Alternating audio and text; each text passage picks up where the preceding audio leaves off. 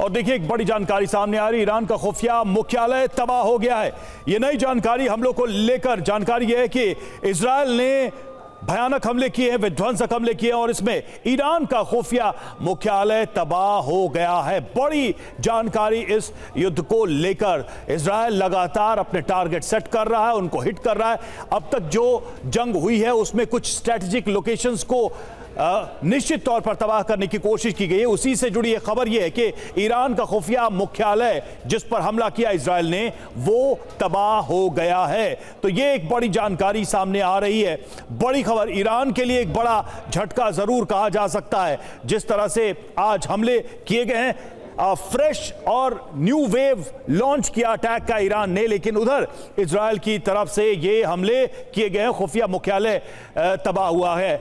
महेश सचदेव साहब, जिस तरीके से इजराइल की ये कोशिश है, हमने देखा था जो अमेरिका की तरफ से बयान आया कि अमेरिका ने कहा, यह दावा किया अमेरिकी सरकार की तरफ से, कहा गया कि ईरान का जो एयर स्पेस है वो पूरी तरह से हमारे कंट्रोल में है। अब यह दिख रहा है कि खुफिया मुख्यालय या फिर जो इंपॉर्टेंट स्टैब्लिशमेंट्स हैं उनको निशाना बनाकर हिट किया जा रहा है, वैल्यूएबल टारगेट्स हिट किए जा रहे हैं। खुफिया मुख्यालय का तबाह हो जाना क्या उसी कड़ी का हिस्सा है? और ये इस तरह के अटैक जो है ईरान को कितना नुकसान पहुंचा सकते हैं इस वॉर को लंबा रखने में? जैसा कि मैस्टन सर कह रहे थे, ईरान चाहता है कि इसको स्ट्रेच करे।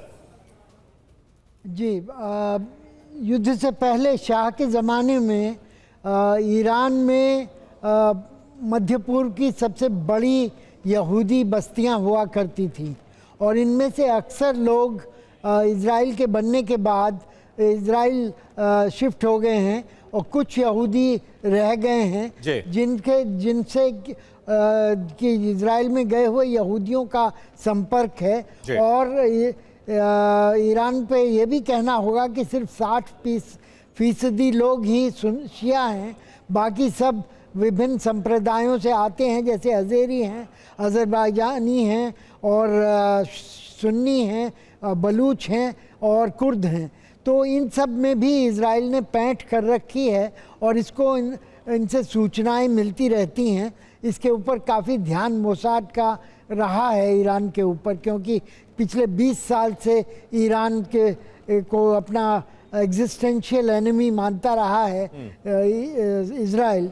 तो इस तरफ काफ़ी प्रयास किए गए हैं और इनसे उनको जानकारी में जो मिली हैं उनका दोहन इस युद्ध में किया जा रहा है। जो इंटेलिजेंस मिनिस्ट्री की बात कर रहे हैं, ईरान ही इकलौता ऐसा देश है जहां इंटेलिजेंस की अलग से मिनिस्ट्री है। तो उस बिल्डिंग को तबाह किया गया लगता है और ये मेरे ख्याल से अंदरूनी जानकारी के बाद ही हुआ होगा।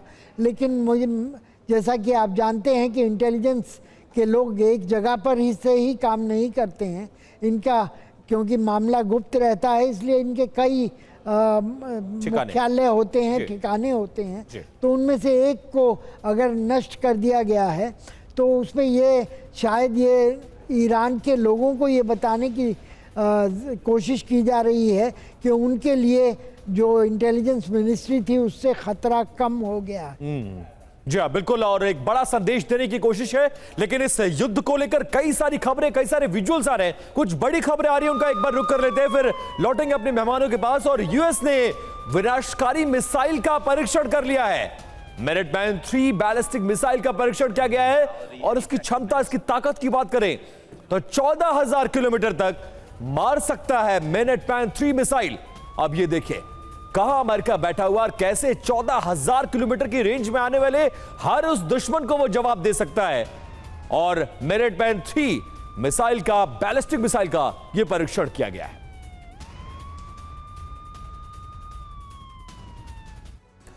तो मिनटमैन 3 प्रलयकारी मिसाइल है, ये क्या है, इसकी क्षमताएं जरा उसके बारे में जानते। कितनी ताकतवर, सबसे अचूक और सबसे पुरानी मिसाइलों में से एक है मिनटमैन 3 जिसकी चर्चा हो रही है। लंबी दूरी की ICBM मिसाइल है, इंटरकॉन्टिनेंटल बैलिस्टिक मिसाइल है ये, और न्यूक्लियर हमला करने में सक्षम है।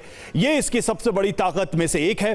जमीन से लॉन्च होने वाली ये मिसाइल है जिसे लंबी दूरी तक अमेरिका मार कर सकता, अपने टारगेट्स को हिट कर सकता है। 14,000 किलोमीटर की दूरी तक इसका रेंज है, यानी कि 14,000 किलोमीटर दूर से अपने लक्ष्य को यह भेज सकता है और 24,000 किलोमीटर प्रति घंटे की रफ्तार से यह दूरी तय करता है। मिनटमैन 3 की यह स्पीड है और अलग अलग शहरों में एक साथ इससे हमला किया जा सकता है, यानी कई सारे टारगेट्स को एक साथ हिट भी किया जा सकता है। अंतरिक्ष में भी हमला करने की इसकी क्षमता है, ये इसको और ताकतवर बनाती है।